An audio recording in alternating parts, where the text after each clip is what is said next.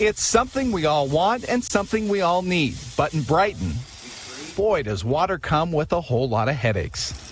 Once again, it's a nightmare that never ends. This newest nightmare began Monday when the city approved a $348,000 automated transaction to a vendor requesting payment for a December 2020 water project. The problem? The legitimate vendor claims it never made that request. It was a separate company than the company that we were working with, yes. And they were trying to pretend they were affiliated with this project. That's our understanding, yes. Luckily, the bank realized something was suspicious and that money was recovered, but it was a close call. They tried to take that money and almost got away with it. Without the FBI and quick action from our city staff and our council, it would be gone. The FBI and Brighton police are now investigating. Could it be an accident? Maybe. I hope so, but it's hard to do that as an accident, I've been told. Regardless, Brighton residents say it's a bad case of deja vu hovering over the city. I'm sad but not surprised. Linda Jerkis among the many tired of hearing about more problems with Brighton's water funds. The new issue just makes me go, oh, we got to get those guys out. And Mayor Pro Tem Matt Johnston also wants answers. Among his questions, was this really an elaborate phishing scam, and who all was involved? I'm always here discussing an issue that occurred with our water fund, and it's just gotten to the point of no return where we have to figure out what's going on and make sure that we don't have anyone that's on staff doing anything. We had an incident. Our bank immediately caught the issue and notified our city, which is a pretty reassuring sign of checks and balances in my book. The transfer went out, and it was within 24 hours that we were notified that there was an issue. Our city manager contacted us after our meeting late at night to inform us immediately.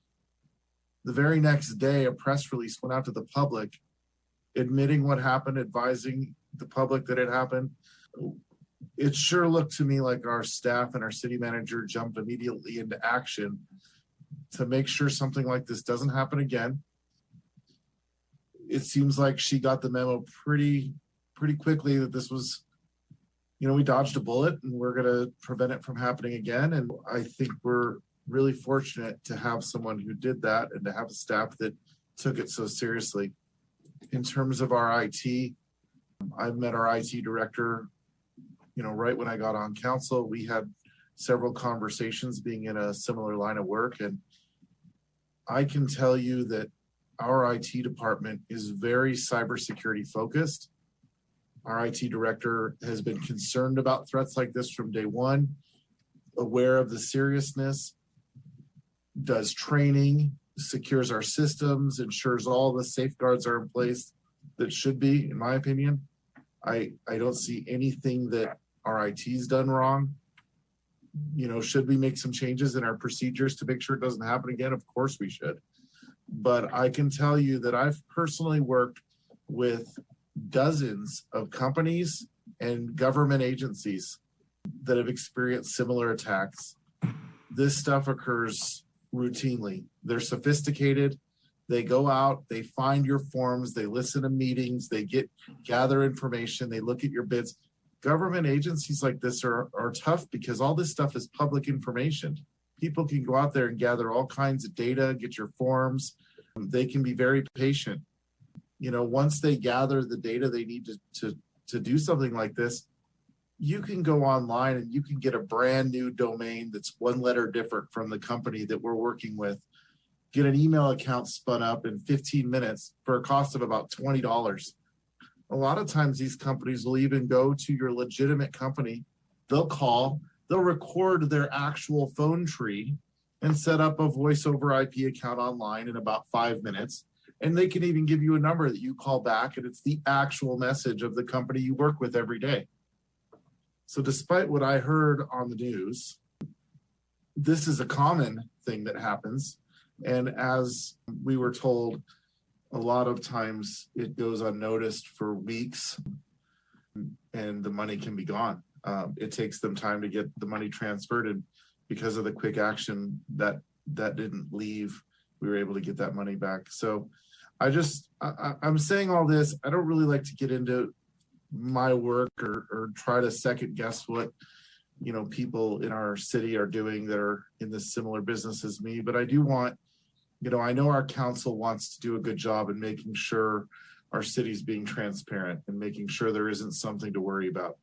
But I can tell you that I was very disappointed with the story on the news. It was not based on fact. It was very misleading and inaccurate. And I feel like our council needs to act as a body. And as was commented, we do need to have all the information. And if we did something wrong, we need to address that. That's definitely, I'm 100% on board with that. But there's, I just think I can't imagine a way that our city could have handled the situation more transparently than what I just witnessed. I've dealt with other agencies that didn't tell their public, didn't tell their board right away, didn't tell, the way we were so transparent. I don't think we could have asked for anything more. And I just want to applaud the staff for that. And I'm glad to see that all of our checks and balances worked. And I'm confident that we're going to make changes so something like this doesn't happen again. And it kind of goes back to the comment from the public in the beginning of our meeting.